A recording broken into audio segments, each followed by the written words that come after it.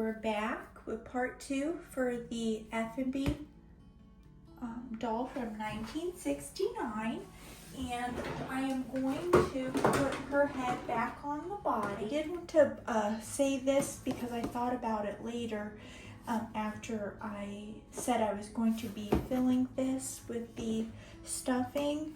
If you're still going to use this doll as a drinking wet doll, if you're going to give it to a kid, this is not an option. Do not do this. At any point you think that someone might accidentally mistake this as a doll that you could still play with, you can put a little dot of glue inside there to heat up both the neck flange here with the hair dryer and this, just to make it a little bit more malleable.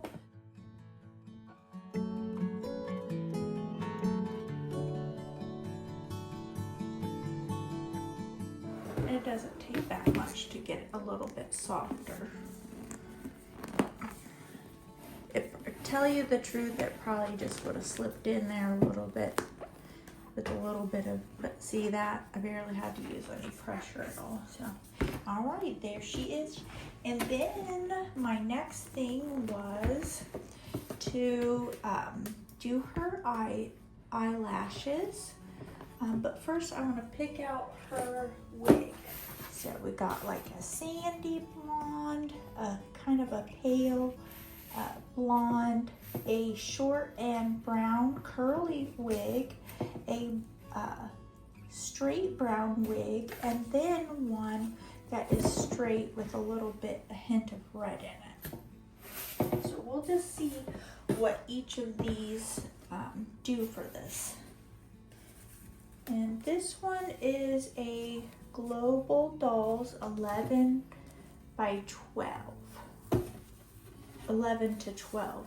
And when you're measuring for your wig, to measure right there to the back and around. So that's 11. From that first mark right there to there is 11 inches. 11 to 12. So I kind of figured that this one wasn't going to work, but I just wanted to show you know, just look at it, and it's not covering completely, and then you can see what type of look that would do. So we're gonna roll that one out. Then we're gonna go to this one. This one does not have a name on it or a size, but I just guessed it was probably around the same, 11 or 12. So what I do is I turn the wig inside out like that. I put it to the back of the head, and then I kind of put it like I'm putting on a sock. Let that flip.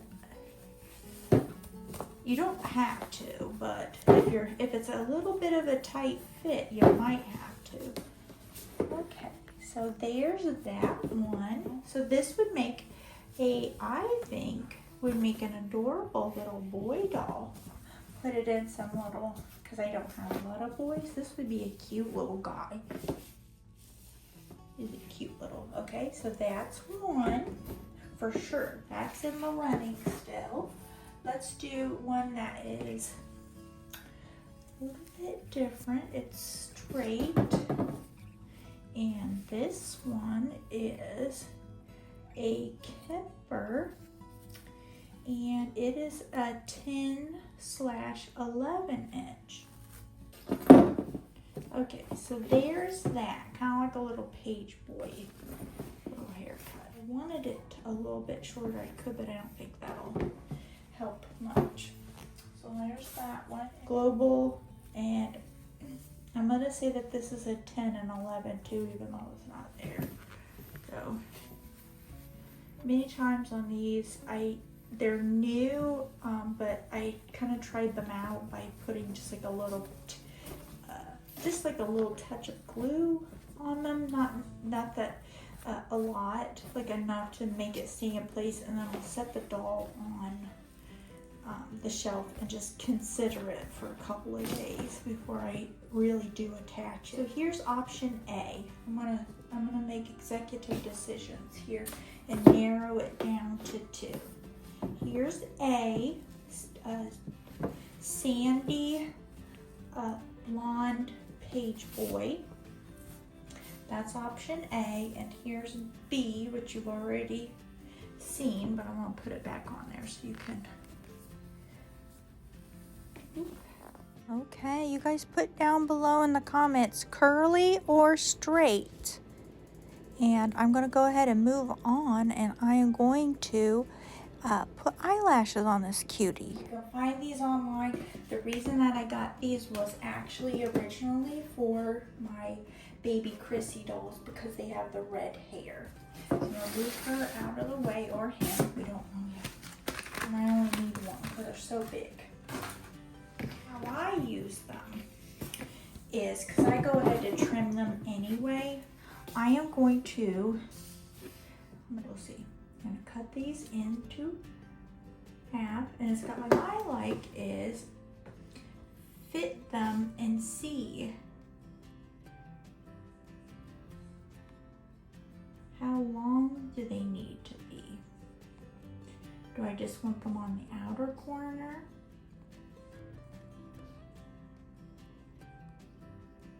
And I think that I do. So what I'm gonna do is, I'm gonna use this E6000, even though it's a lot easier with a more pliable glue. So I'm gonna take this, and this is what I do. You can, if you want, you can get some tweezers. But here's what I like to do. I just touch it in so the root gets nice and covered. Now this might be a little bit tricky for you guys to see, so I'll do my best because I don't want this on the vinyl. All right.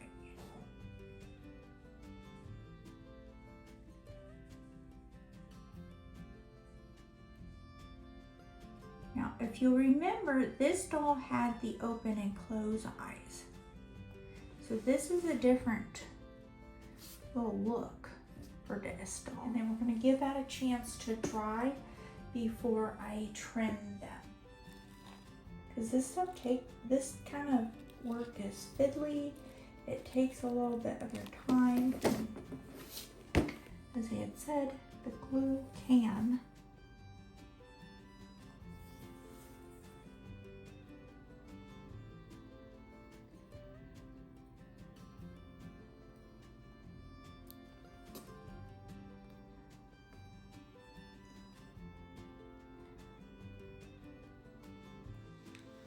okay, they have dried. The good thing with these are, you want to give them a good, don't be afraid to figure it out now if they're going to stay or not, okay?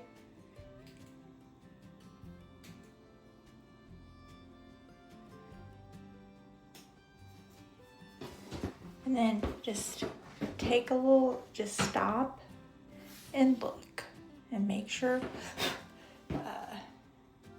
you're about the same. All right.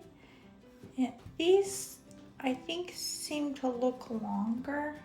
Oh, they are longer. I was gonna say because the other ones are pointing straight out. So I'm trying to just slowly, and then make them the same, of course. Slowly get them down to what a normal doll baby eyelashes would be. So I'm thinking this right here. Okay, and I'm going to see if I can't spread these out a little bit. I know I've already glued them, but there's still a little bit of literal wiggle room there. I'm mostly pleased with those. This is where I usually give up. I won't leave well enough alone, so. Now we just need to decide, do we want this curly wig or the straight wig? Put it in the comments. And before I do part 3, I will check and see how many votes each one got. So be looking for part 3. We're going to sew for her and get her wig on. Thank you guys for spending some time with me, and I hope you have a magical day. Bye-bye.